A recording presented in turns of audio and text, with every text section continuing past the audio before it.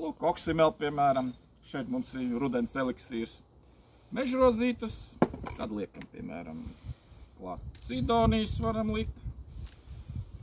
Arī. Parasti to liekam, pārlējam ar jau gatavu sīrupu, varam pagatavot, būs daudz vieglāk. Nenoslāņosies, jo, piemēram, medus jau var būt ciets. Tur 2 daļas medus, 1 daļa ābolu epiķis. Nu, tur ir varianti arī ar cukura enzīmu, kad mēs to cukuru iepriekš fermentējam, arī invertējam ar medu,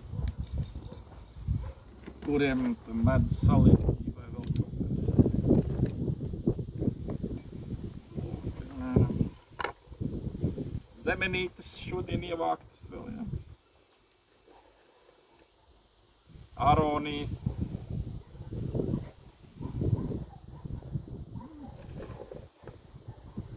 Pīlāģi, dārza,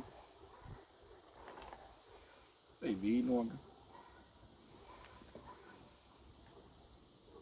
Tāds eliksīrs mums ļoti krāsains iznāks. Tad ar gatavo paltulēm. Līdzīgus variantus varam gatavot arī ar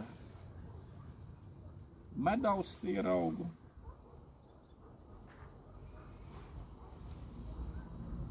Tur tāpat varam otrā posmā vēl papildināt rīt, piemēram, jo tur jau būs sakritušās. Praktiski jau pēc nedēļas jau to izvilkumu varam sākt lietot. Tad vēl arī kādas ogas, tur varam tās pašas zemenes varbūt vēl atpēst.